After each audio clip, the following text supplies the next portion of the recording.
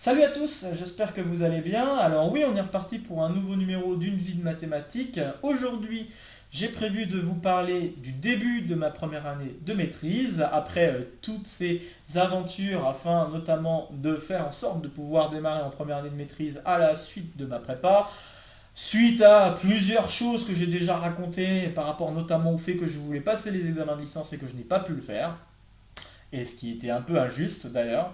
Mais enfin bref, la justice a été rendue. Je me lance donc sur la première année de maîtrise. Je vais vous raconter ce qui s'est passé donc de octobre 2016 jusqu'à janvier-février 2017, disons.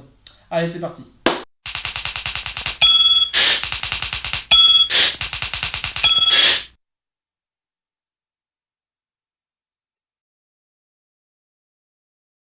La maîtrise première année, donc à l'université Picardie-Jules Verne à Amiens.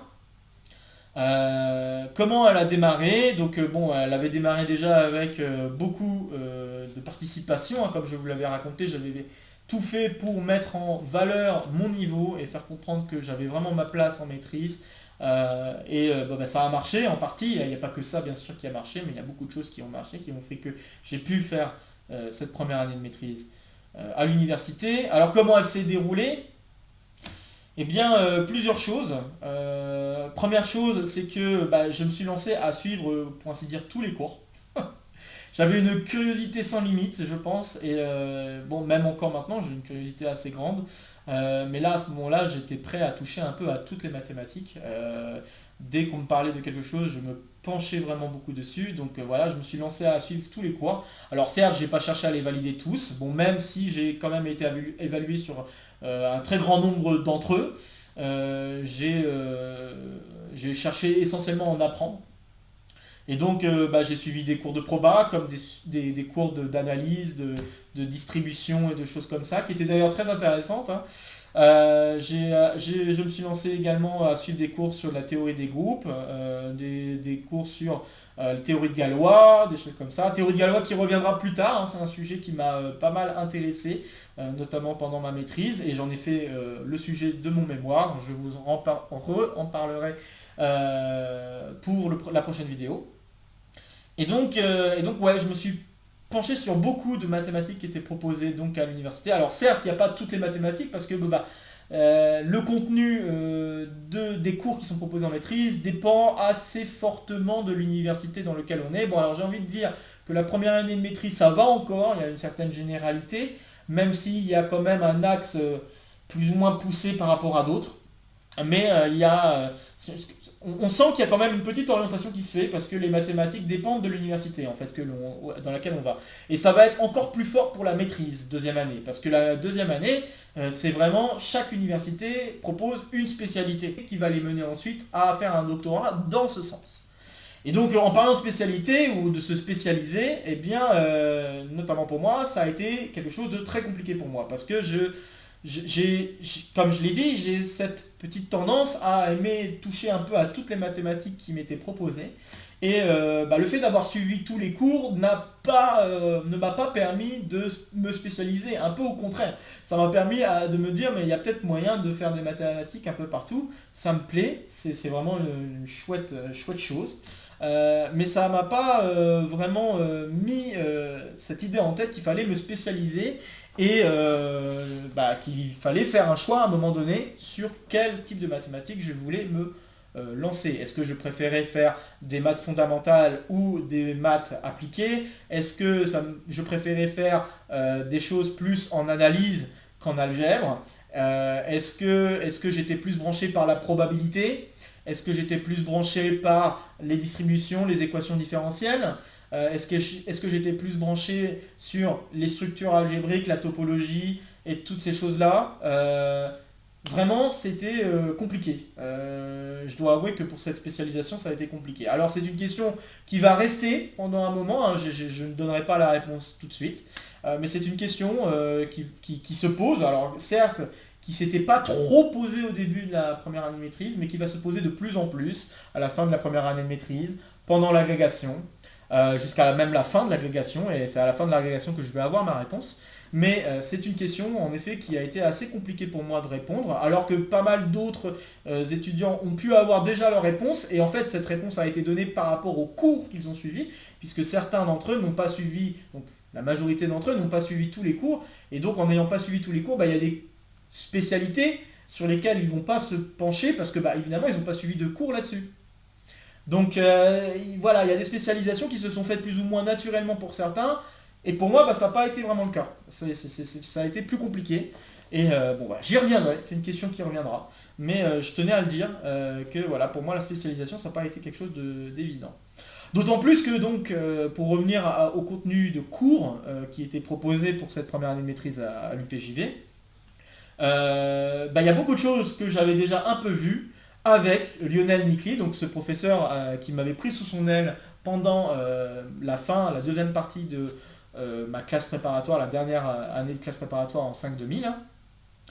Beaucoup de choses que j'avais vues avec lui, je les revoyais avec les professeurs à l'université, et j'apprenais enfin le vocabulaire associé donc à ces exercices qu'il me posait, donc la notion de groupe distingué, les notions même de distribution, parce qu'il y avait même des exercices qui touchaient un peu à la distribution, des probabilités un peu plus poussées également, et les martingales par exemple. Juste pour donner des mots comme ça, si ça vous intéresse d'y jeter un coup d'œil, vous pourrez y jeter un coup d'œil par vous-même. Voilà, ce sont des choses que dont j'ai appris le vocabulaire, mais que j'avais déjà plus ou moins touché avec ce professeur, donc Lionel Nicli, ce qui a fait que je me sentais dans mon élément. Il n'y a eu à aucun moment où je me sentais mal, parce que d'ailleurs par rapport à la prépa, parce qu'à la première année de prépa, il y a eu également ce moment où je me suis senti vraiment au bon endroit, donc au tout début. Et là, à l'université, ce sentiment ne s'est pas diminué.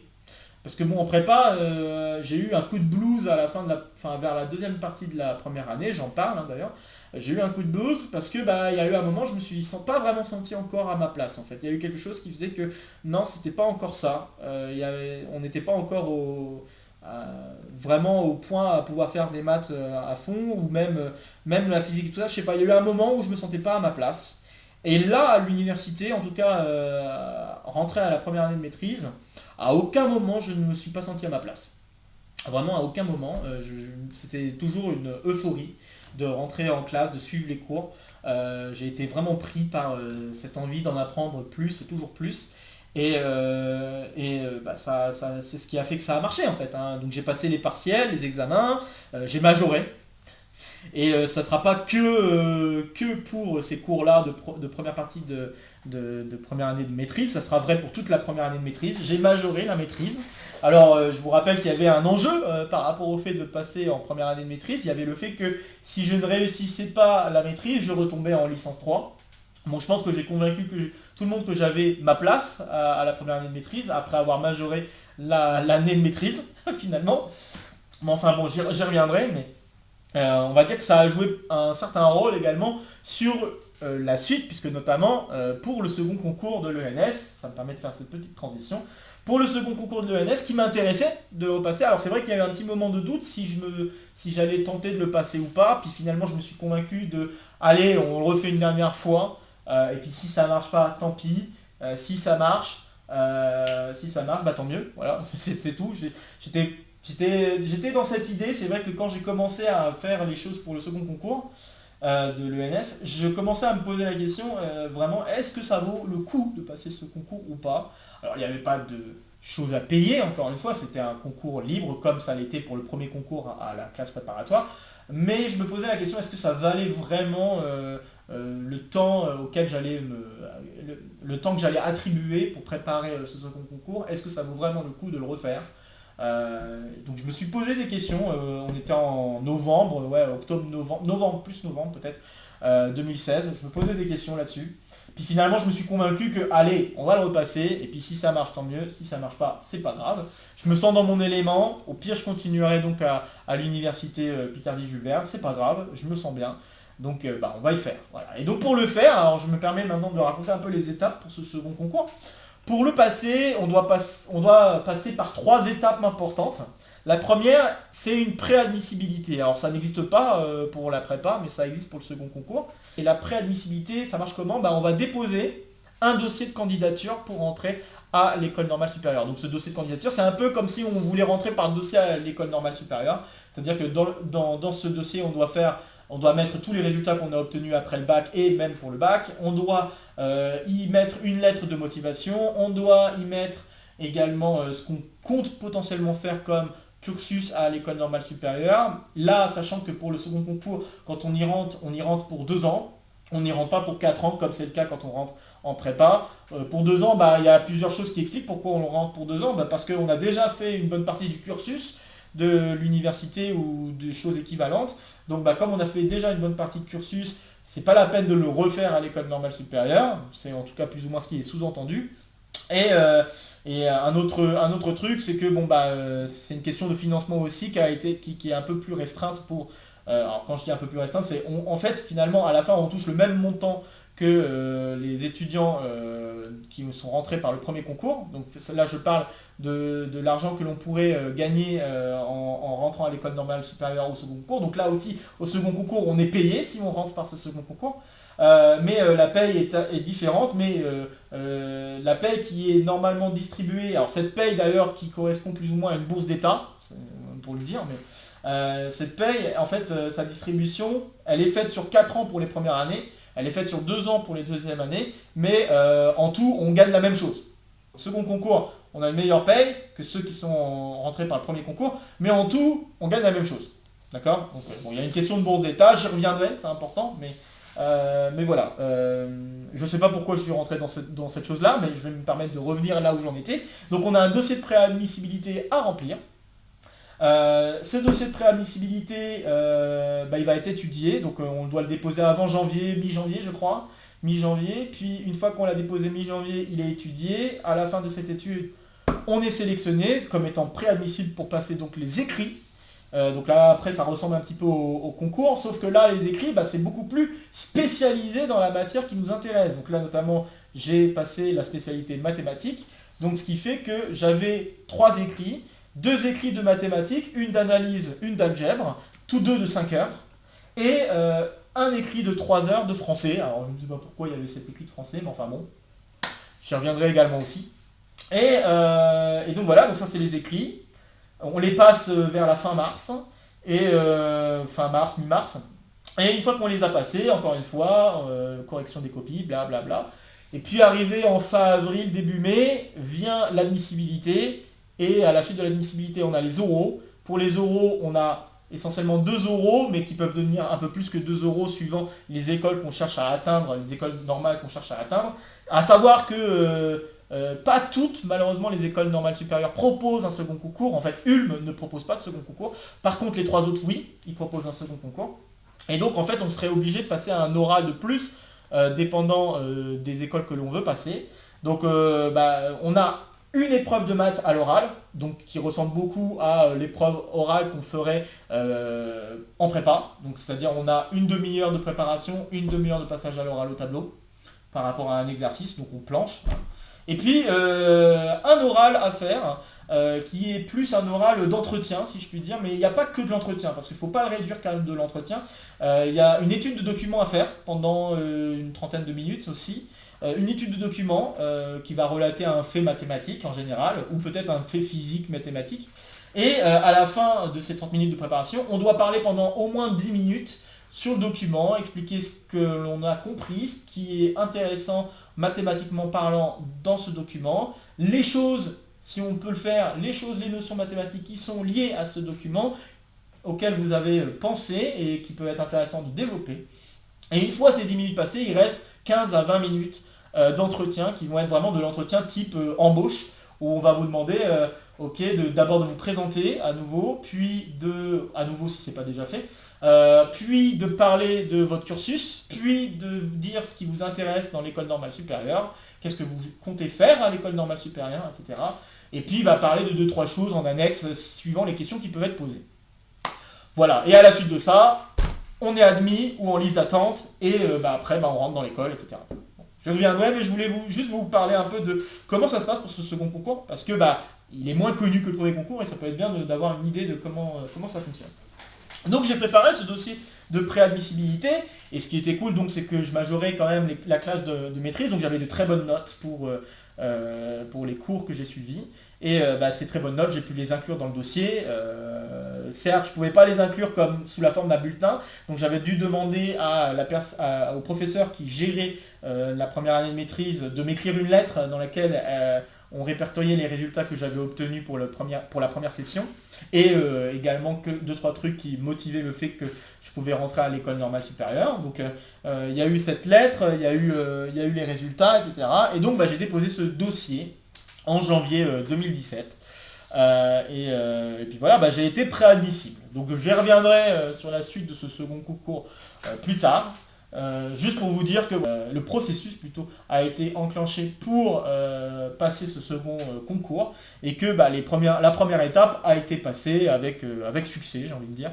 Donc voilà. Donc j'ai suivi ces cours, j'étais très content de les suivre, théorie de Galois, tout ça. Alors pour parler peut-être de 2-3 anecdotes, une anecdote intéressante, c'était par rapport au cours de distribution. Donc intéressante et rigolote, hein.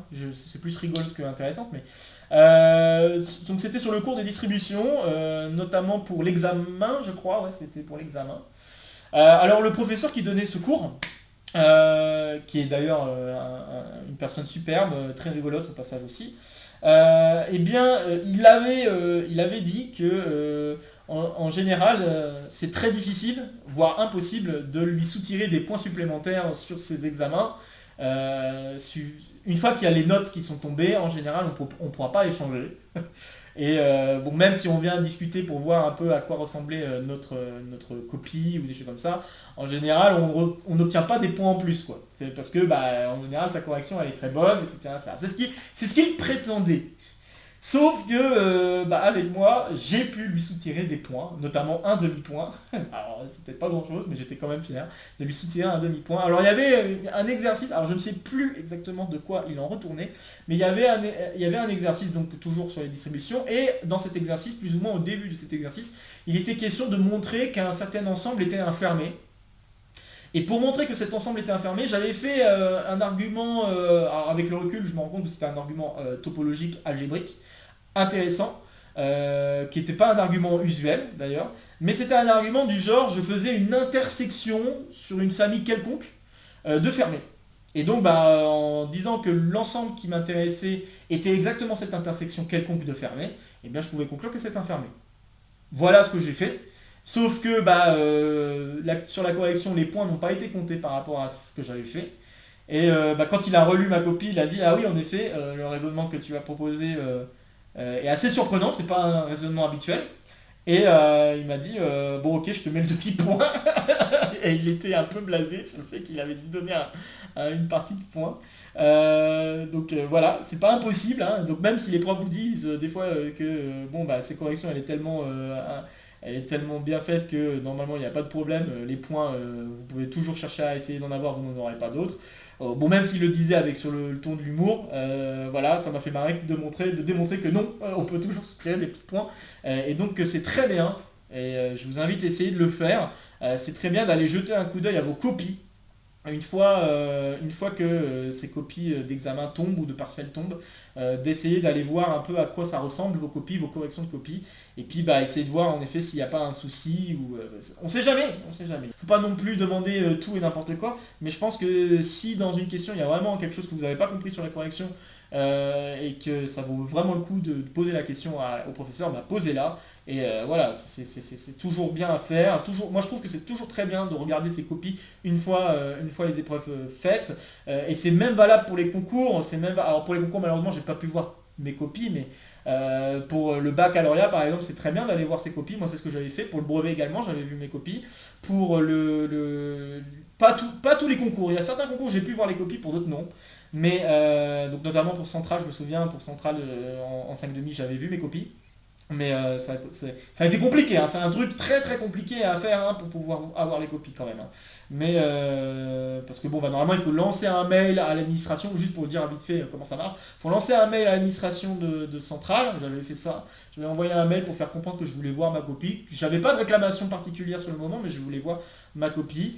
Il a fallu finalement que je fasse une espèce de réclamation, même si pour moi, je ne cherchais pas à faire une réclamation, je voulais juste voir ma copie, c'est tout.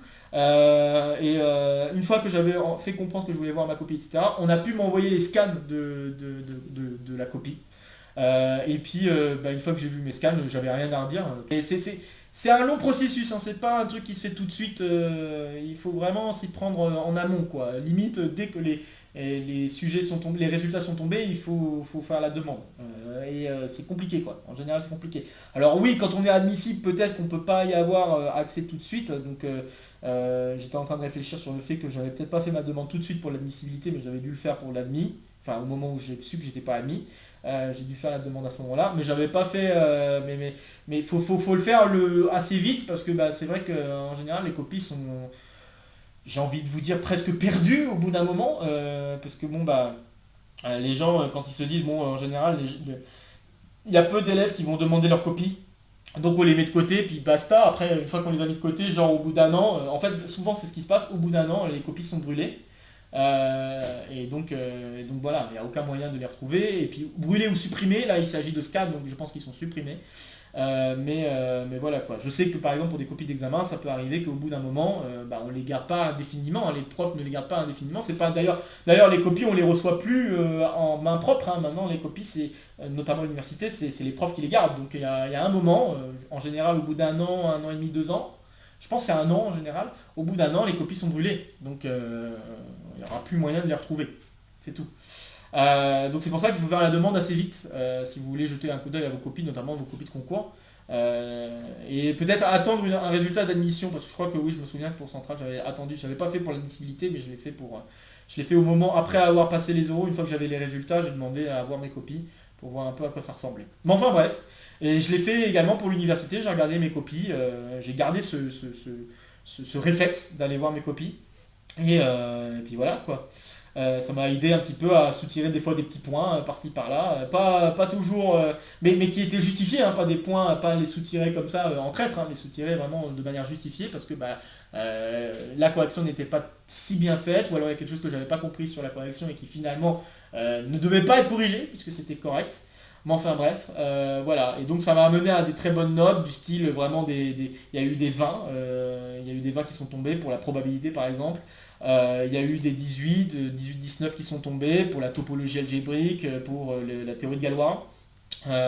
Et puis la distribution, j'avais eu 16 pour... Enfin bref, des très bonnes notes pour cette première session.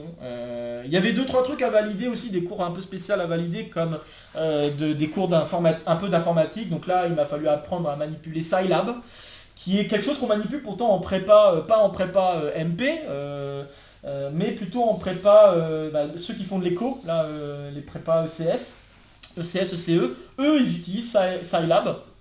Et là j'ai appris à utiliser Scilab et ça tombait bien parce que je commençais à donner des cours aussi à des élèves en classe préparatoire, donc des cours particuliers à des élèves en classe préparatoire, et notamment j'ai eu un élève qui était en ECS, un premier élève qui était en ECS et avec qui j'ai dû manipuler Scilab, donc ça tombait super bien que je commençais à apprendre Scilab en même temps que je donnais ces cours là, parce que j'ai appris que voilà, utiliser Scilab et pas Python, voilà, qui était pourtant le logiciel qu'on utilisait en MP. Donc voilà, c'était assez étonnant. Enfin bref, il y a eu des cours comme ça à valider, il y a eu des cours d'anglais aussi à valider. Alors je dois avouer que ces cours d'anglais n'ont pas été d'une grande efficacité en tant que tel. Je pense que l'anglais est venu de plus en plus à partir de la deuxième année de maîtrise. À ce moment-là, c'est vrai que l'anglais, c'était pas encore vraiment ça. Bon, certes, j'ai entendu des exposés en anglais à la fin de cette première année de maîtrise, parce que je me suis un peu infiltré dans les exposés. J'en reparlerai peut-être la semaine prochaine. Mais en tant que tel, c'est vrai que les cours d'anglais ne m'ont pas servi beaucoup. Et puis en plus, elles étaient inexistantes d'ailleurs en deuxième session, puisque je peux commencer à parler un peu de la deuxième session, vu que j'ai prévu de m'arrêter en janvier-février. Pour la deuxième session, l'anglais, carrément, il n'y avait même pas de cours.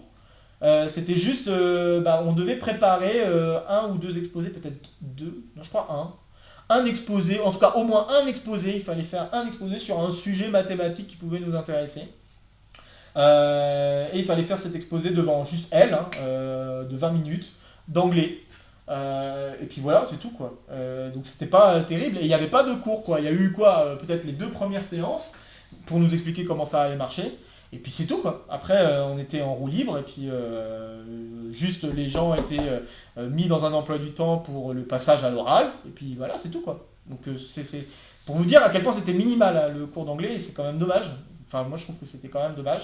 Encore une fois, c'était comme pour la prépa, c'est quand même dommage qu'on n'ait pas poussé tant que ça à apprendre l'anglais. Alors, sur la fin de cette vidéo, j'aimerais mentionner un petit truc sur ce qui se passe à l'université versus ce qui se passe en prépa. Je trouve qu'à l'université, en effet, comme certains le disent déjà, je pense que vous avez déjà entendu ça, on est vraiment beaucoup plus laissé à nous-mêmes quand on est à l'université. C'est vrai que c'est plus difficile de jauger quel est notre véritable niveau en université qu'en prépa. En prépa, on a vraiment cette évaluation continue, le fait de passer l'école, le fait de passer des épreuves écrites, etc. Ça nous permet, et d'avoir les résultats, ça nous permet vraiment de voir petit à petit, semaine après semaine, quelle est l'évolution de notre compréhension des mathématiques et savoir tout de suite ce qui pêche et ce qui va bien. C'est vrai que ça, c'est un grand plus en prépa qu'en université. En université, le seul moyen de savoir, ou l'un des seuls moyens de savoir quel est notre véritable niveau, quelle est notre véritable compréhension des mathématiques autour d'un cours, eh bien ça se fait qu'en partiel et en examen. C'est les seuls moments où on peut se rendre compte si on a un bon niveau ou pas par rapport à la matière que l'on est en train d'apprendre. Alors oui, certains pourraient me rétorquer, il y a peut-être 2-3 autres moments, comme par exemple quand on participe beaucoup lors de TD ou des choses comme ça. Mais c'est vrai que c'est beaucoup plus difficile de savoir exactement quel est notre niveau à l'université que quel est notre niveau en prépa. En prépa, même les profs, les colleurs, les profs qui donnent l'école, eh bien, même eux sont capables de se rappeler, tel ou tel élève, il s'est plutôt bien sorti sur ma colle, j'avais posé tel ou tel exercice, etc. etc. Même ça, même les colleurs sont capables de dire plus ou moins si tel ou tel élève était plutôt bon à tel ou tel moment. Et ça permet des discussions entre les professeurs et permet aussi également de mieux comprendre, de mieux connaître les élèves. On s'en rend d'ailleurs beaucoup plus compte quand on est délégué d'ailleurs dans la classe prépa en jeu. On se rend vraiment compte que les profs ont une bonne connaissance de chacun des élèves qu'ils ont entre leurs mains. Et c'est pas du tout le cas à l'université. À l'université, on est vraiment beaucoup plus laissé par nous-mêmes. Et c'est d'ailleurs la même chose pour l'orientation. On est vraiment laissé plus par nous-mêmes. Encore plus, je pense, en licence, parce qu'en licence, il y a beaucoup plus d'élèves en face des professeurs. Donc s'il y a beaucoup plus d'élèves, on n'a pas le temps de se pencher au cas par cas, pas autant qu'en maîtrise, parce qu'en maîtrise, pour vous dire, on était une dizaine d'élèves, et pourtant une dizaine d'élèves c'est déjà pas mal pour une maîtrise. En licence, on est 3 voire 4 fois plus, voire même peut-être encore. Alors troisième année de licence, oui, on doit être aux alentours de 30-40 élèves peut-être, mais si je remonte à licence 2 ou licence première année, là il y a vraiment beaucoup d'élèves, et c'est vraiment pas la même histoire, quoi. C'est vraiment pas la même histoire. Donc je pense que oui, question d'encadrement, d'orientation, on est beaucoup mieux guidé en classe préparatoire qu'en université. Après, en université, je n'enlève pas le fait qu'on peut avoir beaucoup plus d'affinité avec les professeurs qu'en prépa. Bon, même si en prépa, ils sont quand même d'une large écoute, mais je pense que l'écoute est plus ou moins équivalente si on va en prépa ou si on va en université. Alors oui, mon regard est un peu biaisé parce que je n'ai pas vraiment connu la licence, j'ai plus connu l'université à partir de la maîtrise, et c'est vrai qu'à partir de la maîtrise, j'ai senti vraiment une écoute très forte et très approfondie sur ce que je disais, ce que j'aimais discuter avec les professeurs ou des choses comme ça. Je le sentais qu'il y avait vraiment une attention particulière qui était donnée aux élèves, beaucoup plus importante qu'en classe préparatoire. C'est vrai que moi j'ai cette impression-là. Après, ça serait peut-être pas valable en licence, mais c'est valable au moins pour la maîtrise. À partir de la maîtrise, il y a vraiment une écoute bien plus forte, une attention bien plus forte qui nous est portée qu'en prépa. J'aimerais bien, et certaines universités y songent, pour cette question d'évaluation continue, j'aimerais bien qu'il y ait une instauration de quelque chose qui ressemble à des cols, parce que même là aussi, nous, en prépa, en tout cas là je parle du côté prépa, en prépa on est quand même un peu plus habitué à devoir donner des prestations à l'oral. On n'est pas aussi figé que d'autres élèves pourraient l'être s'ils n'avaient jamais pratiqué l'oral. Et ça, justement, ça manque à l'université. À l'université, il y a beaucoup moins de pratiques orales qui se font. C'est vraiment moi je trouve que c'est vraiment dommage parce que je pense que il y a beaucoup d'élèves qui pourraient en bénéficier parce que il y a beaucoup d'élèves qui peut-être s'en sortent moyennement à l'écrit, mais qui pourraient beaucoup mieux s'en sortir à l'oral, et qui pourraient mettre en avant ces qualités. Et puis d'autres, au contraire, qui ne s'en sortent pas très bien à l'oral, et qui malheureusement, plus les années passent, plus plus ces élèves sont poussés à devoir parler, à devoir s'exprimer sur des mathématiques, notamment pour leur mémoire, donc mémoire de licence 3 déjà, mais aussi mémoire de première année de maîtrise et mémoire de deuxième année de maîtrise, puis le doctorat, où pendant le doctorat on fait plusieurs séminaires, plusieurs exposés, et bien là, voilà, l'oral est mis à rude épreuve, et c'est vraiment dommage que les élèves ne sont pas tant, enfin les élèves d'université ne sont pas tant comment dire, entraînés, voilà, ne sont pas tant entraînés à devoir faire des exposés à l'oral devant des gens. Et ça s'en ressent, hein. Il y en a qui sont beaucoup plus timides que d'autres, et notamment les plus timides sont parmi les élèves qui viennent de l'université. Donc c'est pas, et je pense que c'est pas anodin comme remarque, parce que vraiment, je pense que si on les poussait à faire plus de pratiques à l'oral, à l'université, ça marcherait beaucoup mieux pour eux. Et même d'ailleurs ça les pousserait à travailler peut-être un peu plus, je ne sais pas, parce que pareillement en prépa, le fait d'avoir des colles régulières, etc., ça pousse les élèves en prépa à devoir fournir un travail minimal, même si ce travail minimal n'est pas toujours atteint, je dois l'avouer, hein, suivant l'école qu'on a sous les yeux, enfin suivant les élèves qu'on a sous les yeux et l'école que l'on donne, des fois on tombe sur des élèves qui n'ont pas très bien travaillé, bon ça arrive. Mais ce que je veux dire, c'est que le fait d'avoir ces colles régulières et tout ça, ça pousse les élèves à travailler chaque jour. Et je pense qu'à l'université, ça peut être bien de poser ce genre de choses. Alors je dis pas de manière aussi régulière, mais peut-être quelque chose par mois, un exposé à faire par mois, ou une résolution d'exercice à faire au tableau par mois, ou je sais pas, quelque chose de ce style.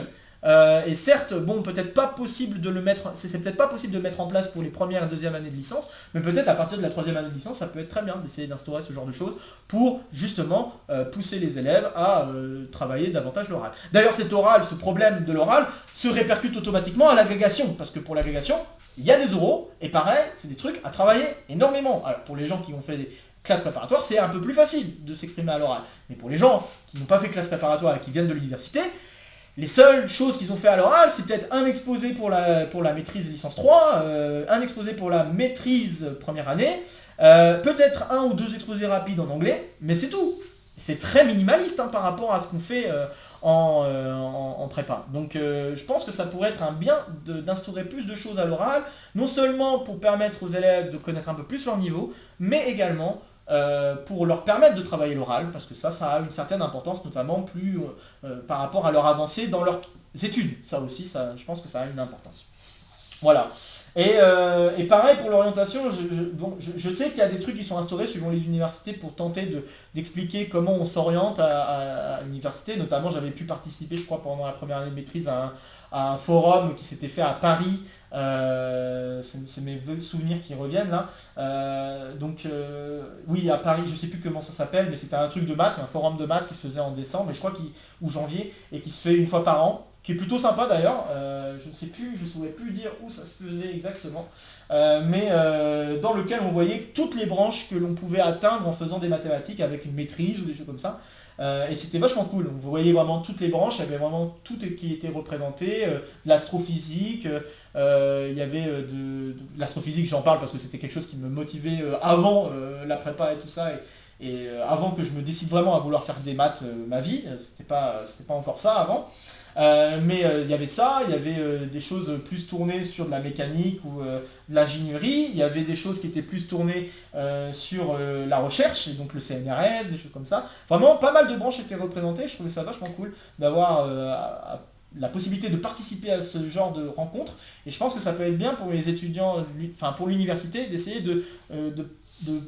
comment dire, d'organiser des rencontres entre des étudiants, même des étudiants de l'université même, afin de permettre à des étudiants plus jeunes d'avoir une idée précise de leur orientation par rapport à ce qu'ils font.